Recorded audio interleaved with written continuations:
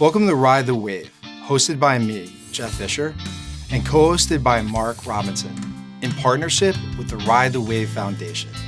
Visit us at ridethewave.org, where we're dedicated to empowering their lives through free resources in servant leadership, mental health wellness, and how to find a purpose.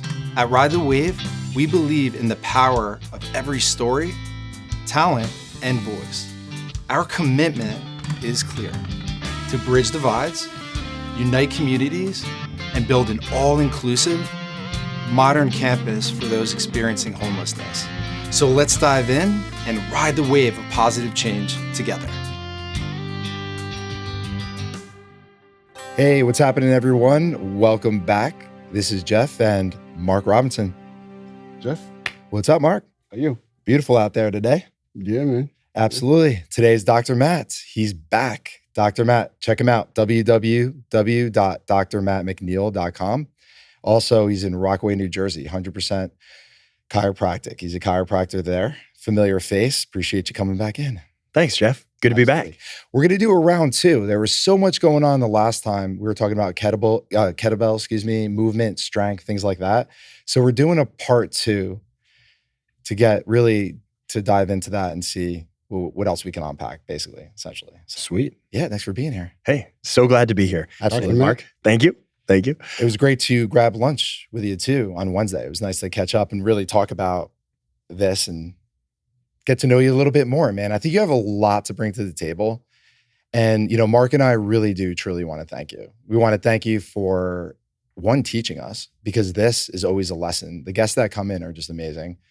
And plethora of knowledge. And we're just going to let you run with it, man, and talk about the movement and strength. Cool. Let's do it. I know when we talk about this kind of like, what do we want to do? What do we want to achieve with this episode? Or any of the episodes I've had the gift to be part of, is really, I want to give regular people who are listening, like people like us, like how do I manage my health fundamentally? Because it shouldn't be super complicated. It shouldn't be that you need to have a PhD or some high-level degree to know what's going on with health. It's built into us. Our body wants to be healthy. Our body wants to thrive. That's something we talked about on my very first episode. That the premise behind chiropractic is that the body is self-healing, it's self-adapting, it's self-revitalizing. And if we can fuel the body appropriately and get rid of wherever that neurological interference, that subluxation is, then the body's going to thrive. And that is very much what I want everybody who's listening, I want us who are sitting here to do that, to thrive, to have great health. So from a movement perspective, I want to dive a little more in on how to conceptualize from a framework perspective, strength training. And I know I always am long-winded, right? We go hours on these podcasts. My goal is to hopefully demystify it and maybe simplify some of this for people, right? Because I think a lot of people get paralysis by analysis. They don't know where to start. What do I do? And because it's so complicated, or I feel so overwhelmed by what's out there, and I don't know how to sort through this plan versus that plan. So I'm just not even going to start. Yeah. And I know that holds a lot of people back. And what I think would really help is if you separate, like we did on that first episode, you have your specific training and general preparation training. And if you think of it like a pyramid, general preparation is going to be your foundation. So we should put most of our effort into that. And then if we have something that we really want to excel in, say you're a high schooler and you want to be a top level football player, right? Like we talked about this, there would be things you do just as a football player that aren't necessarily going to get covered in this general preparation. But if you're a regular person and you don't have any competitive endeavor that you're really trying to be exceptional in, then a general preparation program is going to be exactly what you need, which is going to allow your body to be strong and fit and capable, which is exactly the foundation of health. And so I would really kind of distinguish that too, right? You can have super high level performance, but that doesn't necessarily mean that that's good for your health, right? Like a good example of that would be being a UFC fighter, right? Or an NFL football player or a Tour de France cyclist. Those things are actually so stressful on your body that you have gone beyond the exercise being good for you piece of it. And you've gone deep into the exercise to be world class. And at that point, you're making trade-offs with your health for your performance. And that's cool, right? People want to do that. But where we're really trying to stay with this conversation is, where can I be if I want to be as healthy as possible? And so that fits in again with that principle we talked about so many times is 80-20, right? How can I get the most with the least input? And so looking at that, first you want to train strength. And whenever you're doing this general preparation, that would be the biggest goal, is how can I be as strong as possible? Not necessarily as hypertrophic, as big of muscles as possible, bodybuilder style, but how can I just be, with the frame I have, how can I be as strong as possible with that frame? Okay. And if you're doing this, you will build muscle mass too, which is going to be a benefit. However, if you're a woman, right, very commonly women say, oh, I don't want to get bulky. I just want to be strong. Well, perfect. Mm-hmm. This is going to work for you. And if you're a man and you don't necessarily want to get bulky, you want to be strong, this is going to work for you. Just to touch on that, the hypertrophy side of the house, because Mark and I were talking about this earlier too, is really if you're going to try to train for bulk, then you're going to generally do less weight per rep than I'm going to recommend. And you're going to do more repetitions per set. Mm-hmm. So let's just say you're going to do a bench press. And if you were doing the strength side of the house, maybe you would do 5 reps of bench press at 200 pounds. Right. If you were doing this for a bodybuilding style, maybe you'd do 80 or 100 pounds per press, but you do 15 or 20 of those reps in a set. Gotcha. So you're going to do a lot more volume, but at lower weight. That's going to give you hypertrophy. And I would still, if we were doing that, if that's your pyramid, that's more up at the top of your pyramid. Those guys are already very strong, but now they're training specific for that muscle hypertrophy. Right. Right. So that's a specific training subset. But if we're working that general preparation, we're doing 5x5. It's a really standard old school strength training protocol is 5 sets, 5 reps at a relatively high percentage of your 1 rep max. Gotcha. And for anyone that wanted to start out of shape, really struggling, they just need to take the first step. Do you recommend anything specific? Yeah. So they're going to fit in with this program where always whenever somebody's training, right? Remember, strength is a skill. That was a principle that we talked about last time. Strength is a skill. So make sure whatever movements you're doing, you can do, and you can do them well.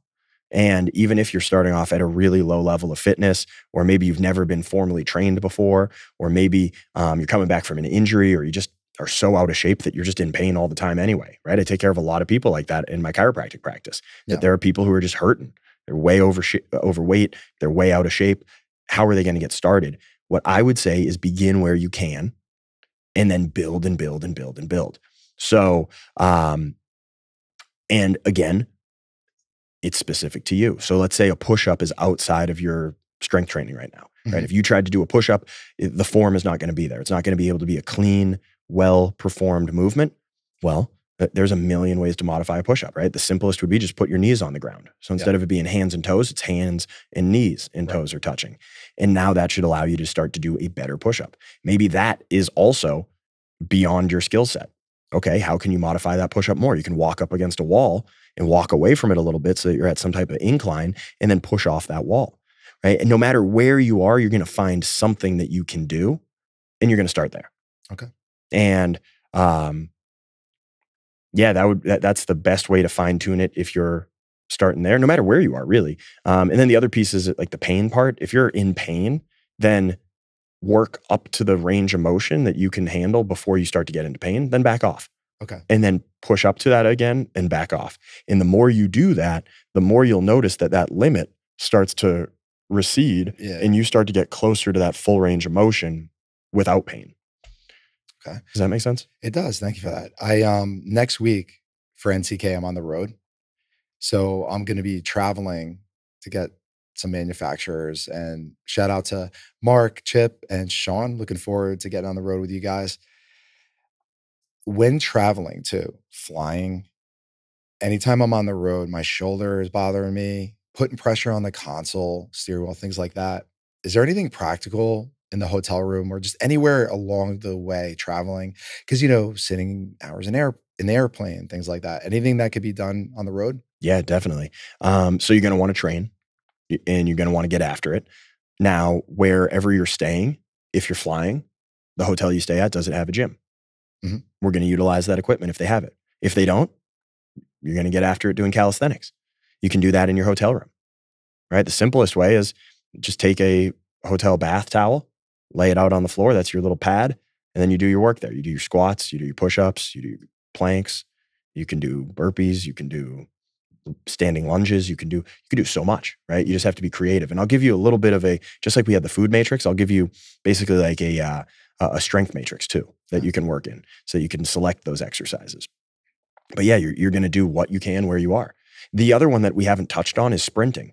Sprinting also counts as strength training, and it's explosive and it's short duration, and that will stimulate a lot of testosterone and growth hormone production. So you can always sprint out in the parking lot, find a hill next to the hotel. If you're driving, maybe you have the chance to bring some equipment with you.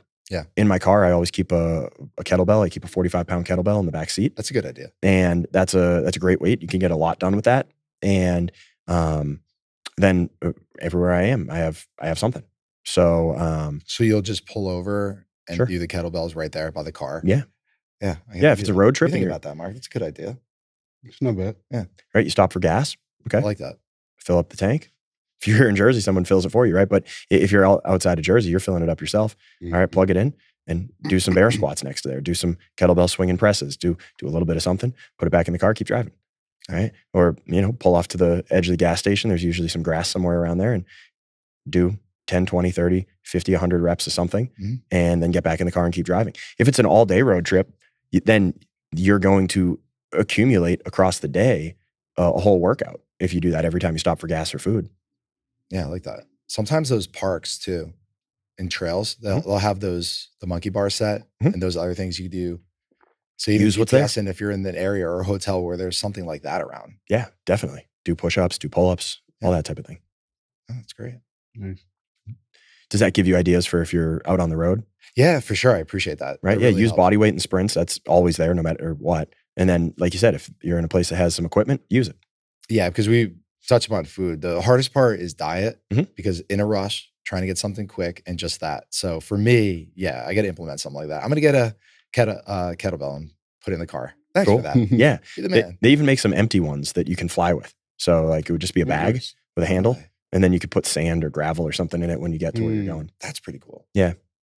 Nice. Cool. Yeah. And is there any specific, you had mentioned expanding on the matrix itself. Oh, yeah. You just touch upon that a little bit? Definitely. All right. So if you think about it, your body can do two types of movements. It can either push or it can pull. So if you take the upper body, we're familiar with the push would be something like a bench press, or if you want to do calisthenic, a push-up. Then something like a pull might be a pull-up, maybe rowing motion. That would be your upper push and pull. And then in your lower body, you're going to have your push and your pull. You're going to have your squat, and then you're going to have your deadlift. And that's your push and your pull for the lower body. And if you think about that as your foundation, in whatever training program you're doing, you're going to want to do an upper and a lower push and pull. And as long as you're hitting that, you are training the whole body. And so depending on how serious you are about your training, right, you could do something like 4 days a week. You could go to the gym, weightlifting, right? And you could do a 5x5 strength training where one of those days is an upper body push. Then the next day And when you say push, is an upper body pull. what do you mean by push? Because right before this, when we were talking, you had said for me to get a bar and dangle And hang. Yep. and hang. All right. So we'll talk about the Stuff like hanging that, right? after. Okay. Because that's going to be outside of the push pull. But so a push would be some type of pressing motion. So a push up, a bench press, a military press overhead, a kettlebell press, any type of thing that you're pushing, right? So you're going to do an upper body push, and then you're going to do an upper body pull. Yeah. So that would be something more like a pull up Or a row. or a row. Yeah. Yep. Gotcha. Exactly. And then you could do the lower body, the same thing. Squats are going to be on your push side. Lunges would count there too. Something like a deadlift is going to be the pull. And so as long as you're doing those two for the upper and the lower, you're going to be working your whole body. Mhm. And again, this is different than what a lot of people see when they do more of a bodybuilding style strength training. Then they do, that's the higher volume stuff like we talked about for hypertrophy. And then you also see a lot more of isolation movements. You see, okay, we're doing bicep curls. And personally, I don't think that is a very good use of your time. And you're welcome to, if you like to do that type of training, then more power to you. How come? The reason is that what we're talking about. So we're trying to do the 80-20. How can you get the most with the least input? So if you have a lot of time, you want to go to the gym and you want to do bicep curls and tricep extensions and you want to do calf raises and you want to do all these specific things, then that's awesome. And you can do that for aesthetic style training where you're trying to contour this muscle and get this to look differently. Arnold talked about it like sculpting. Right? You're a sculptor and you're looking at your body and, well, I need more deltoid. I need more anterior deltoid, posterior, whatever. You can definitely train that way if you want. And that would be then very muscle group specific. I don't recommend that unless that's your goal, right? If your hypertrophy is your goal, then that's a specific training goal. You train a specific way. But if you're going for general preparation, you just want to be a strong man, you want to be there to be a dad and run with your kids and play, then you don't need to do bicep curls. You're going to get really strong bicep, tricep, all of the different muscles of the extremity if you're doing bench press, if you're doing push-up, if you're doing pull-ups, if you're doing weighted pull-ups, if you're doing back squats, if you're doing deadlifts, you're going to be plenty strong in the bicep. I have a question about stretching because I know there's some mixed stuff. And when I was in high school, it was stationary, touch your toes, things like that. And I know that now there's sort of more movement and stretching, things like that. And there's mixed stuff on whether to do it before your workout or after. What's your take on stretching before, prior, and going about stretching? Mm-hmm. So stretching before strength training has actually been shown to decrease total power output. So you don't want to stretch. Like if you do static hamstring stretching, like bend over and touch your toes. Sports, they would always do that. Yeah, they didn't know what they were talking about. And that's true of a lot of things, right? Like things always change with time. Yeah. But no, you don't want to do static stretching. That's not good.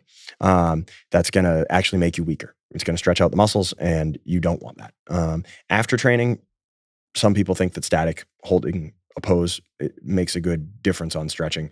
I'm not a huge believer in stretching one way or another. Pavel, one of the guys that I talked about last week, he did a lot with kettlebells. He really has a big component of stretching that he emphasizes. And if you read his first book, Kettlebell, Simple and Sinister, there's a whole stretching section in there that talks about it. And so he's a big believer in that. He schedules his at nighttime. He says, do it after all your training is done. Do it as part of your activating the parasympathetic nervous system, getting your body into that rest and digest, go to bed. So I think there might be some value there. Yoga, I've always thought is a cool practice. I like yoga. Right. I like jujitsu. Jujitsu is a form of stretching. It's kind of like a joke, right? It's like, it's yoga other people do to you. And so, but yeah, I think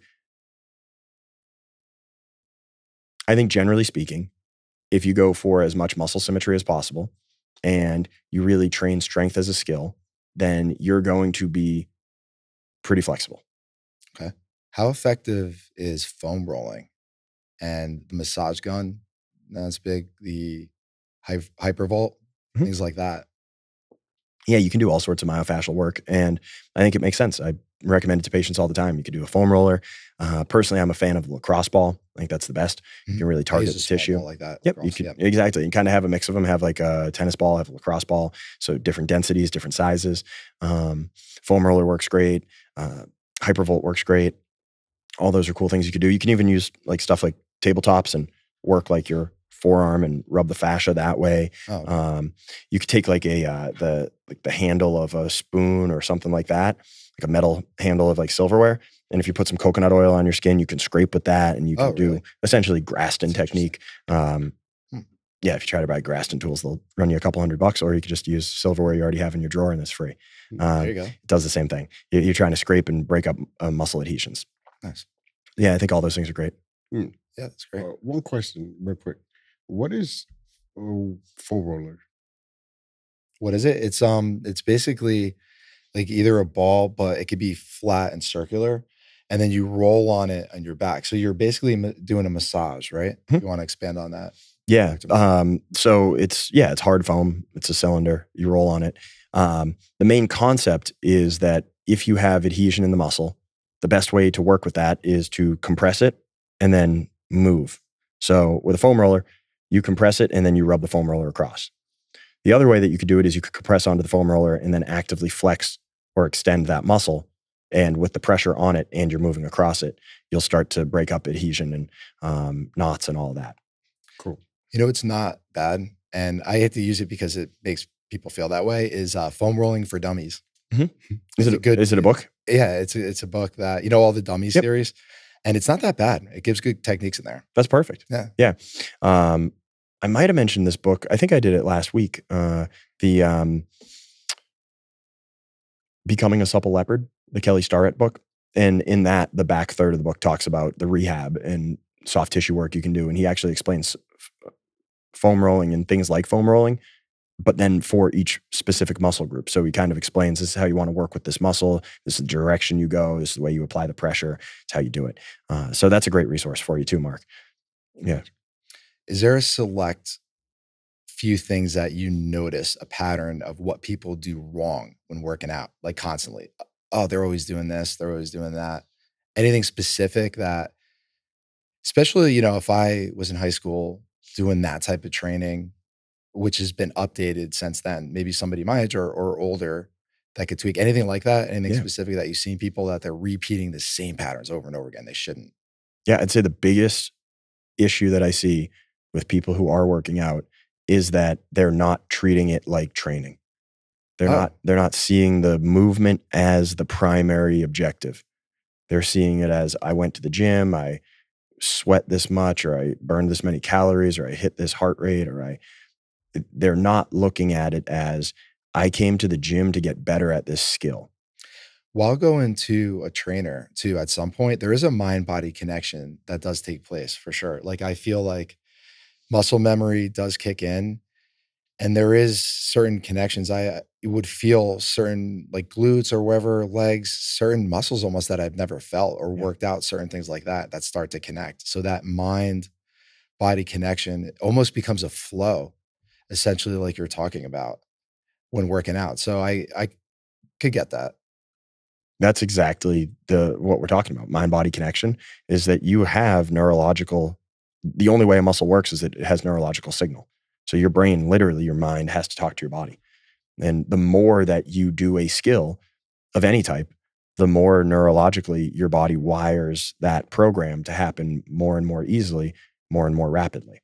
And so that is literally what you're seeking to achieve when you work out, or should be, in my opinion, what you should be achieving. Just like if you were going to train a skill like guitar and you wanted to be a better guitarist, okay, it's hard to play a G chord the first time you do.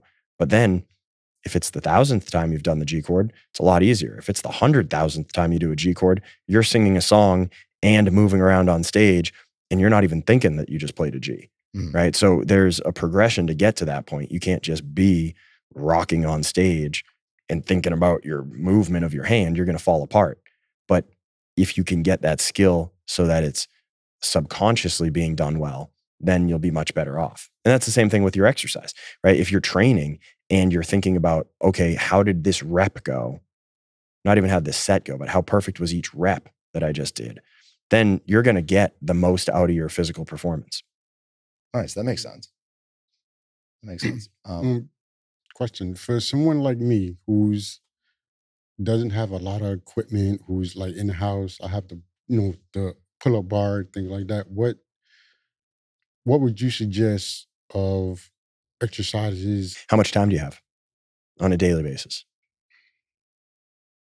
He's working Wave 24 hours. He has no time. Yeah. No, I'm just kidding. We got to change that. Work-life balance here, Jeff. Yeah. Besides Wave, I'm home. Okay. So could you do 20 minutes a day? Could you do 40 minutes a day? Could you do an hour a day? I can do 40 minutes. 40 minutes? Okay, cool. 40 minutes. So then what you want to do is you're going to be working from home with what you got. If you can set aside a little bit of a budget, I'd buy some kettlebells. You already have a pull-up bar, but let's say you're not going to buy any equipment outside the pull-up bar you have. Then what you're going to do is you're going to do pull-ups, you're going to do push-ups, you're going to do bodyweight squats, you're going to do lunges, you're going to do planks, and you're just going to rotate. You're going to put those together into sets of, if it's body weight, it's a little harder to do that strength training side. You're going to start to do higher reps because unless you have something like a weight vest or something you can add to make more resistance, right? Because you're only working with your body. Some exercises you might be able to do a bunch of in a row, like squats, you might be able to do 20 or 50 squats in a row, whereas pull-ups, maybe you could do 5 or 10, right? So different exercises are going to have different rep numbers, but what you want to do is still focus on making that movement as perfect as possible. You're going to want to make sure that you're doing pressing and pulling for the upper and the lower body. So you'll want to program that out, right? You want to write out and you'll want to say, okay, these are all the press movements I can do and all the push movements I can do for the upper body. These are all the press movements and the push movements I can do for the lower body based on the equipment I have. And then let me start to figure out how many days a week do I want to train. Do I want to train 3 days a week or 4 or 5 days a week or 6, 7 days a week, right? You could start to pick how many days a week you want to train. And once you start with that, write it down, create a training journal, and then start to follow the program, right? So maybe you do like an A and a B day if it's calisthenics. And you say, okay, I'm going to every other day, A, B, Wednesday's off, right? You start Monday, A, B, off, A, B, off. And then you just keep rotating through that. 2 on, 1 off, 2 on, 1 off. And then that'll rotate through the weeks for you. Or if you wanted something on like a weekly basis, then it's maybe like 2 on, 1 off, 2 on, 2 off, something like that. And then you start the week again. So however you wanted to break it up.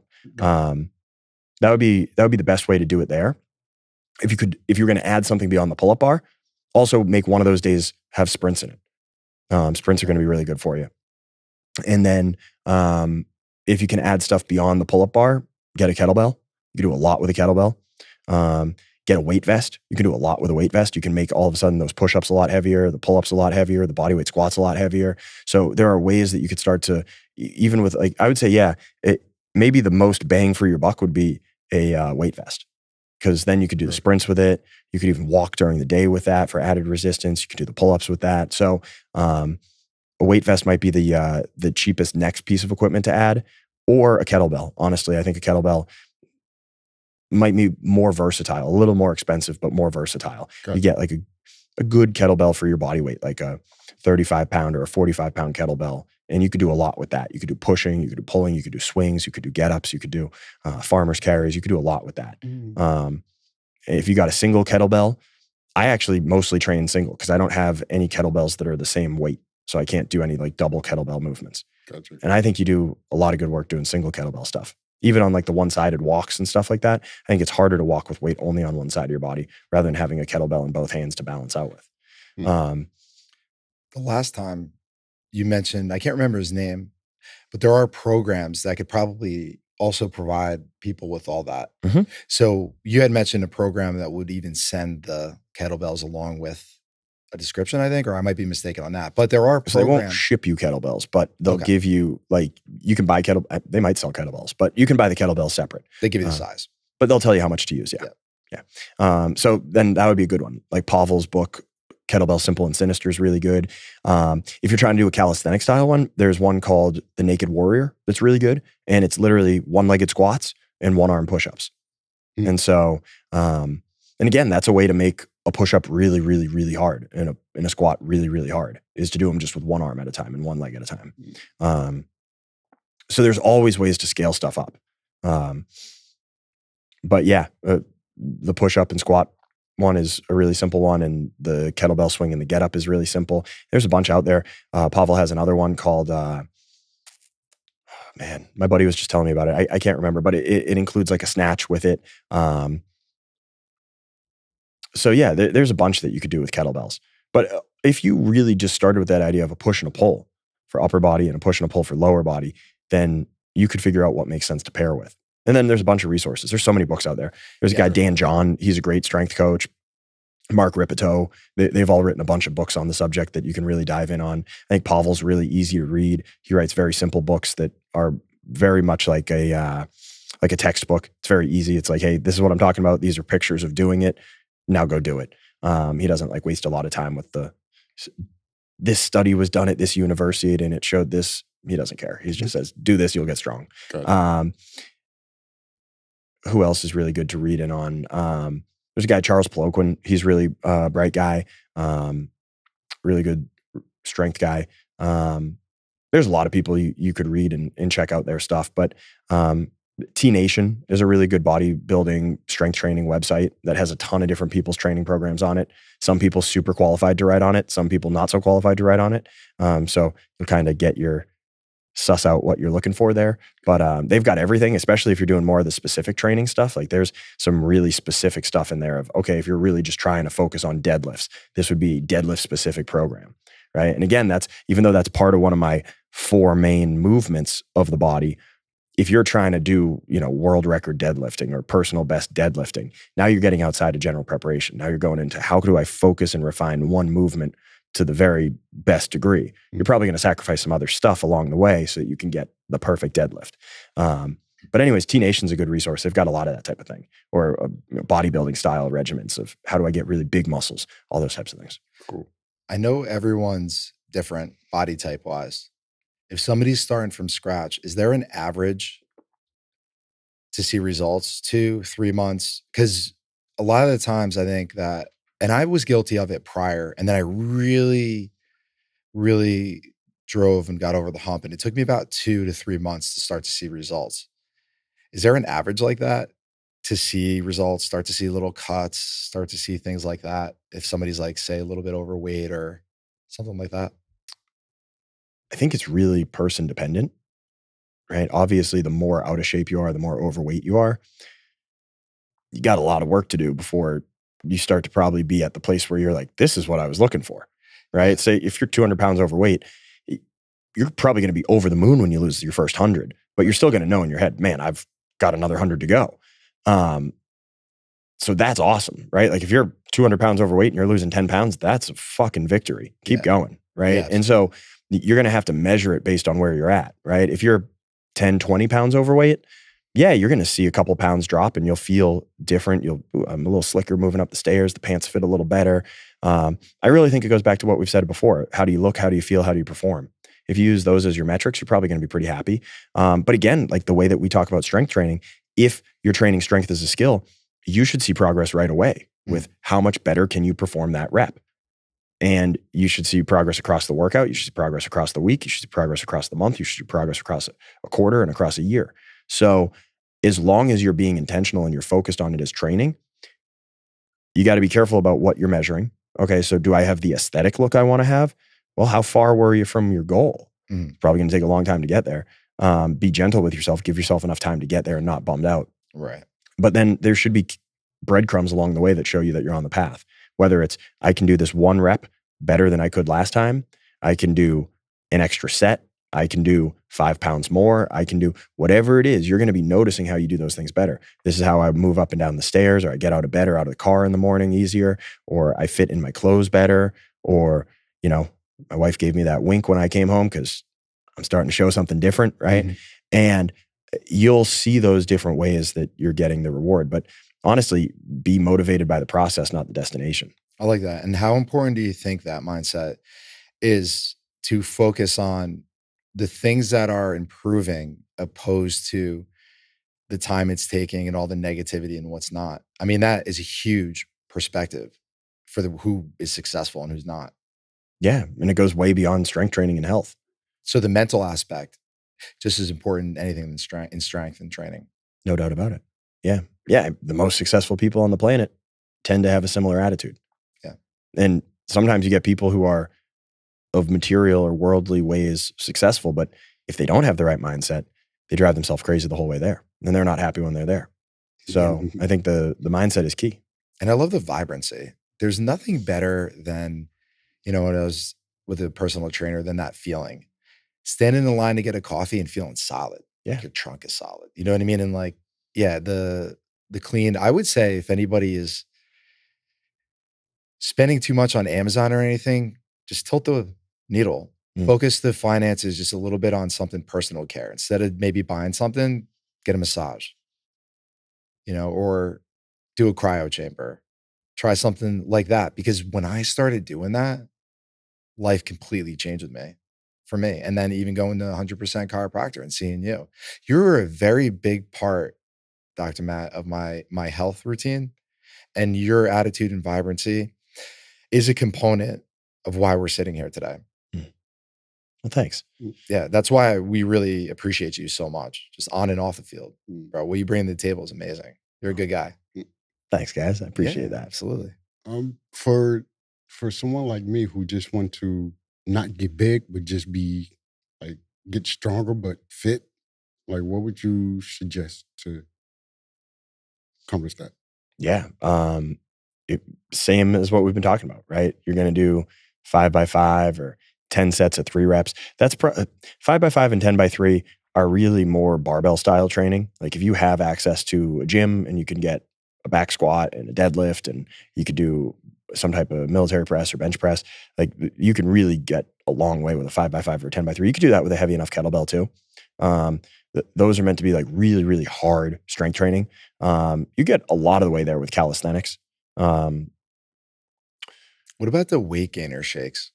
Because Mark, if you needed to up the calories with supplementing a lot of a lot of meat and stuff like that, to also supplement there, a lot of protein, I'm sure, right? So yes. So it's going to depend on what your goals are. If you have like that top of the pyramid goal of I want to get, bodybuilder, then you're going to do some different types of weight gains and bulking and cutting and all that. But that's not what I think most people are after. I don't think most people are. I wouldn't say that's where you start if you're starting, right? So you're already at an advanced place if you're trying to train like that. So if you're starting in a beginner place, really what you should be doing is getting a gram of protein per pound of ideal body weight. So say somebody, just for simple math, weighs 200 pounds, right? Or maybe they want to be 200 pounds. Okay, so let's say they want to be 200 pounds and they're either more than 200 pounds or around 200 pounds. Then you're going to eat 200 grams of protein. Okay. And that's going to get you to that right body composition. So a gram to pound of lean body weight. Let's say you're 180 pounds and you want to get up to 200 pounds. Even though your lean body mass is 180, don't eat 180 grams of protein, eat like 200 grams of protein. Okay. Right? Start to eat to what you want to be. And if it's a huge gap, then like you go up to like a gram, 1.3 grams of protein per pound of ideal body weight. That would be the adding mass. So if you want to keep the mass you have, or just kind of be strong, right? But you're not trying to add a bunch of mass, then do a gram to pound of body weight. Okay. If you want to add a bunch of muscle, then be closer to that, like 1.3, maybe even 1.5. So eating significant amount more protein so that you can really give your body enough fuel. Okay. But I think a lot of those shakes and stuff, most of that is just crap. It's not more protein. Yeah, I was just thinking a lot for of that Mark, just if he has wants to gain a little bit more bulk. Yeah. And start to get lean. And then if it's because it's tough. I'm sure it's tough to gain weight too, just as much to lose at times with certain people's bodies. So, just eating a lot, supplementing more calories and carbs and things like that via. Yeah, I wouldn't even necessarily focus on that. Okay. Yeah, I would focus on the protein piece and then go back to what we talked about in the ancestral health piece with nutrition, is that your body has a blueprint for how it wants to be, which all humans across the planet. Yeah. Right? There is, differences in people. Like we said, there's different body types and stuff like that. But the standard human template, no matter where they are in the world, standard human template is lean and strong. That's the standard human template. You go into the Amazon and meet an uncontacted tribe, they're going to be lean and they're going to be strong. All right. They're not going to have a lot of body fat. Women probably 15 to 20%, men 10 to 15% body fat. And that's going to be what we're doing. And of course, if you're trying to do a bodybuilding competition or some aesthetic thing, like a girl's doing a bikini competition or something, now all of a sudden those people start to push themselves outside of that normal human physiological range. They start to try to get that body fat really, really low, right? And so if we're looking at the people on magazine covers or movie covers or things like that, that is, again, looking at the top of the pyramid. You're trying to do some specific thing. If you're trying to be healthy for a long time, right? You want to be healthy today, but you want to be healthy at 80 and 90 and 100, then we're not doing those things. We're doing the basic, how do I get the most out of my body? And so I would say for Mark, maybe Mark is on the slightly leaner side as his natural DNA. He's going to be a bodybuilder wants. now. And if that's the case, then you could do a lot to try to push it. But honestly, there's not much to push, right? Your blueprint wants to build a certain thing. Just give it the fuel, let it build what it's going to build. And I think that's also part of life, is like acceptance of who you are, right? Like everybody's a little different, but for the most part, everybody should be pretty fit, should be pretty strong, should be pretty lean. Not necessarily like ready to be the cover of a magazine, because that's not realistic either, right? But there is a middle ground there where pretty much everybody should be. Yeah, I understand. Dr. Matt, you want to do a Spartan race next year? Sure. With me? Yeah. Oh, sweet. Yeah, I've done some. I like them. Yeah, they're fun. Have you ever done one? Tough Mudders. Okay, yeah, same thing. I want to do a Spartan though. Okay. Right, and you get 3 pieces of the medal. Mm-hmm. So I've done a bunch of Tough Mudders when I was mountain biking years back and stuff like that. So I wanted to do a Spartan race. I don't really know anybody now that wants to do it. Yeah, there's a good one in Mountain Creek. I can't wait. All right, cool. Yeah, it's usually in I think it might have passed already, but maybe it's coming up in the spring too. But they do one in the fall. I did one last fall. Yeah, did it with Dr. Sarah, actually. Really? And a different patient from 100%. Actually, a couple of people were there, but one specifically ran it with us. Shout out to Tommy. Nice. Shout out. Yeah, Where's absolutely. The Spartan Race? What was that? It's very much like an obstacle course, like a military style obstacle course where you can go and with friends or anything like that. And yeah, I mean, there's walls you climb over. With Mudder anyway, they had a half pipe you go over. Yep. Like you run up and other people. It's very much though, one person goes, you turn around and help the other. So it's got that, at least the Mudder had that very military, Wounded Warrior was the, I think, organization that was connected that sponsored. So yeah, it's fun. It's something different. Yeah, I'd be in. Do. I like. I like to go. You want to do it? I like to go. Let's do it, man. Let's do a Spartan race. We're gonna do it. Sponsored by the Wave Podcast. We're gonna do it for heard this it here charity. first. So we're gonna do it for the foundation. Okay. We're gonna run for Wave. Cool. And we're gonna try to get swaggy T-shirts or something. Yeah. All right. Cool. Let's do it. Let's do it. All right. Can't wait. I'm in. Yeah, so anything like that too. Anybody could sign up for anything, or there's meetup groups where you could walk with people. If somebody doesn't have a group that does do that, things like that I think are good, because I feel like when you're in a community like that, and whether it's mountain biking, you can go meet up. I think there's an app for that, and find a group to do that too. That makes it, I think, helpful. Yeah, because other people push you. You could talk to people instead of doing it alone.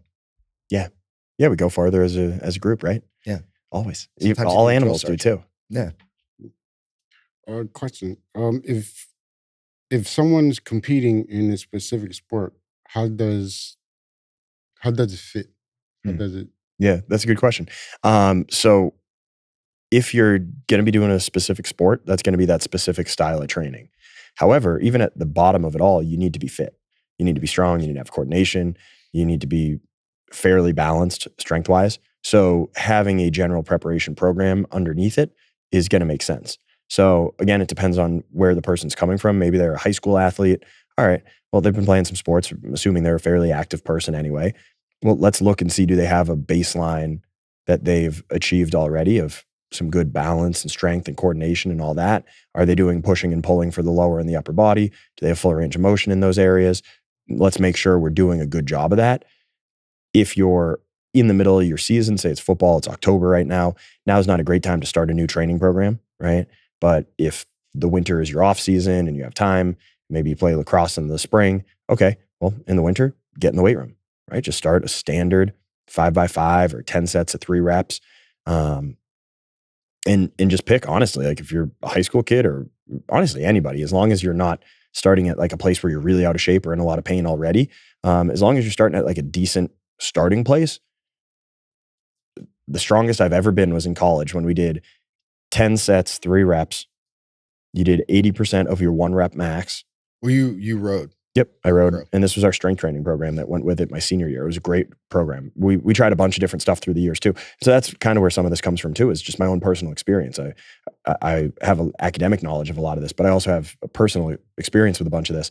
And without a question, strongest we ever were was with my coach, Steve. Mm-hmm. And you'd test your 1 rep max. You did it for deadlift, squat, overhead press, and for weighted pull-ups. So you'd test your 1 rep max. How much weight could you do on any one of those 4 things for 1 rep? And then you'd write that down. And then you would begin with, you could structure it a bunch of ways. You could do it one of those lifts each day of the week, right? One day that week. So then you'd have 4 lifting days, or you could combine 2. You could do an upper body push with a lower body pull or something like that. Or you could do push and pull. It really doesn't matter for most people. And then what I would say is that was the strongest I ever got, no doubt.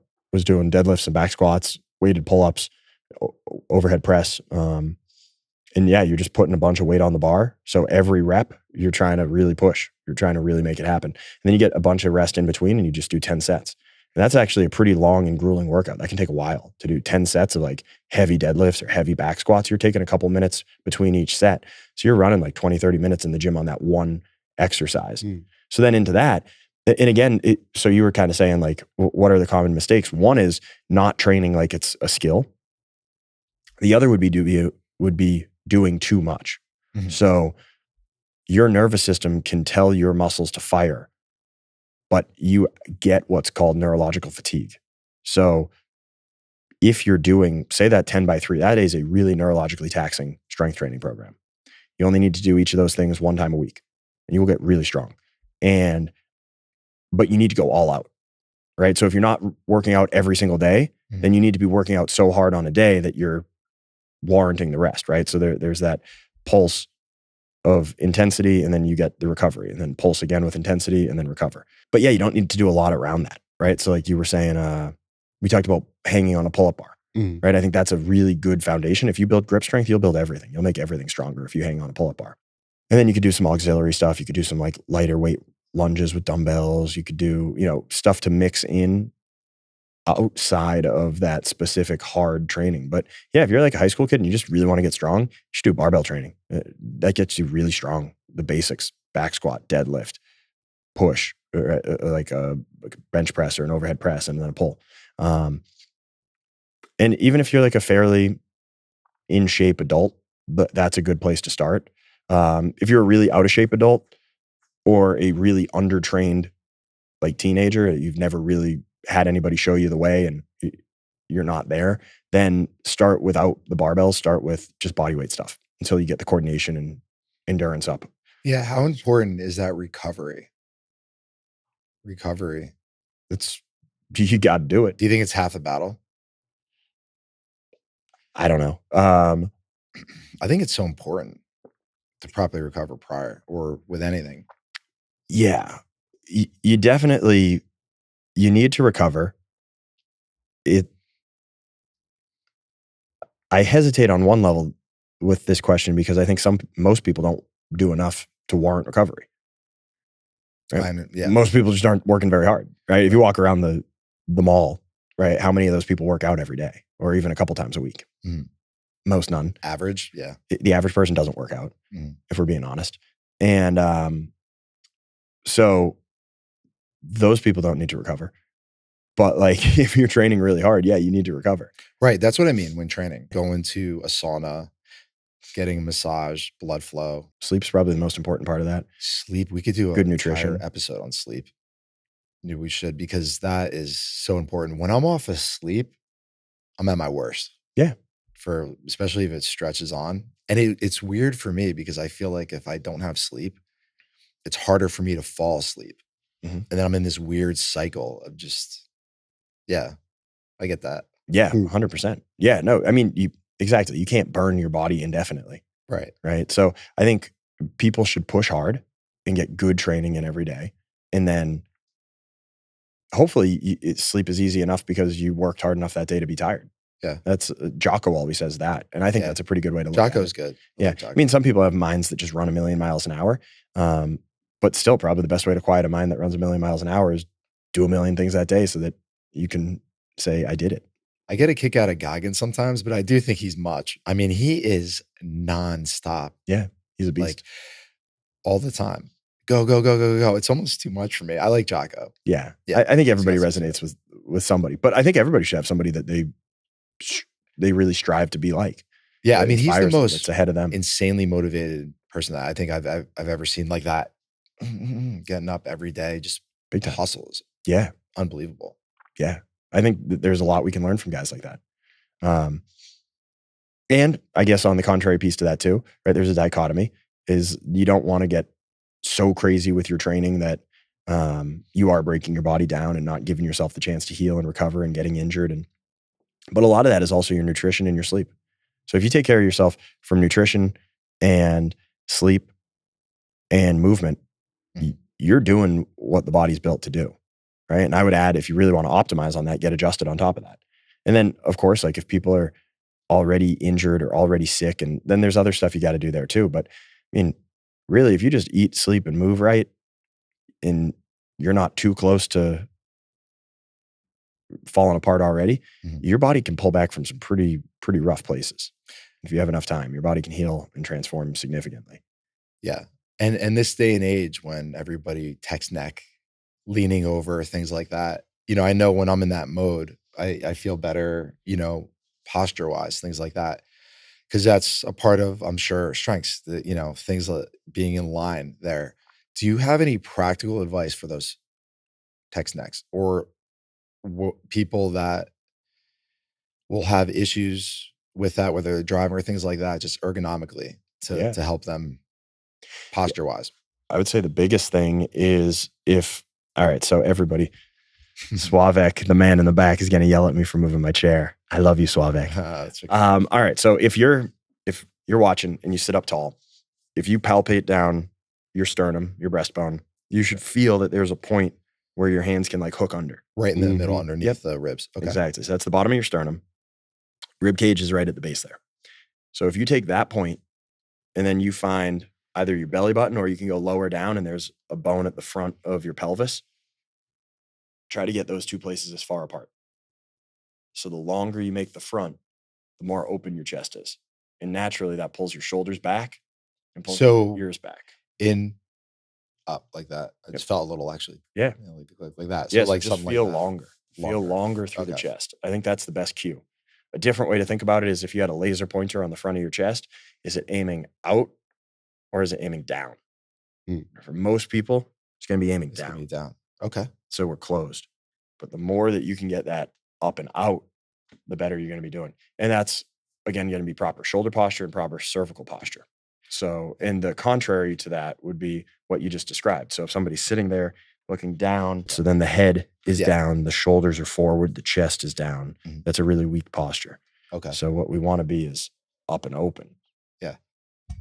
This is so weird though. It's kind of silly. I did something and I thought it was, just going to put it out there, whatever, but I had a pen. Yeah. I know it sounds weird. So I had my feet spread out and looking down, I noticed that tilted to the left, my hip a little bit, like naturally leaning over. Yeah. So while I was looking down at my feet with my legs as aligned as I can, I had a pen in my belly button looking down and it was crooked to the left.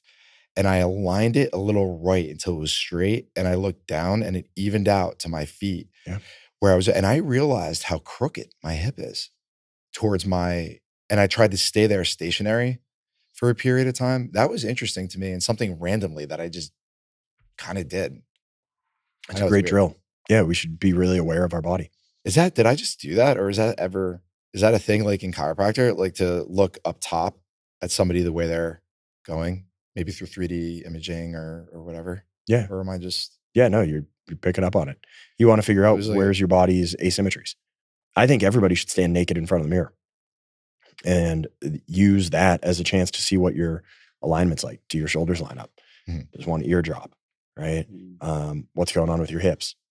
If you flex, well, can you see muscle, right? We should. And if you can see muscle, is it symmetrical? Or does one part turn on and one part stays off? And then what can you do to train that? Right. And just like you did, you figured out, okay, if I squeeze different muscles, I can keep everything lined up just right and the pen's right down the middle. Yeah. But this is weird. And if I keep doing this, some things feel like they're cramping and some things feel like they're stretched too much.